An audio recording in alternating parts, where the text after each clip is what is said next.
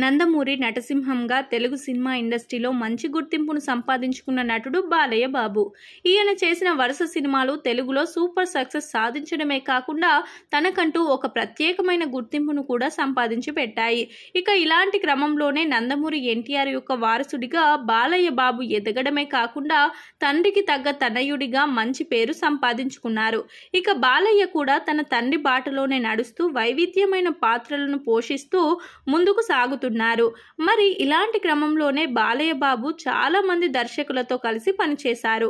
అయితే Rajamouli Magadheera cinema super success అయ్యాక బాలయ్య రాజమౌళితో ఒక సినిమా చేయాలని ఫిక్స్ అయ్యారు.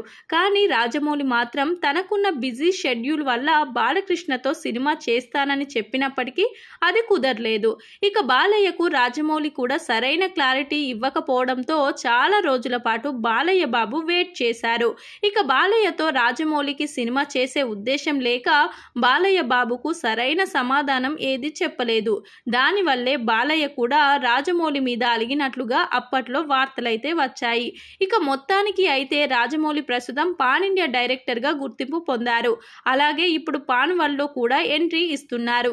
ఇక మొత్తానికైతే ప్రస్తుతం రాజమౌళి మహేష్ బాబుతో చేయబోయే సినిమాతో పాన్ వరల్డ్ లో తన సత్తా చాటుకోబోతున్నట్లుగా తెలుస్తుంది. చూడాలి మరి ఈ సినిమా ఎంత పెద్ద విజయాన్ని సాధిస్తుంది అనేది. ఇక ఈ సినిమాతో తెలుగు సినిమా స్థాయి పెరుగుతుందో లేదో చూడాలి.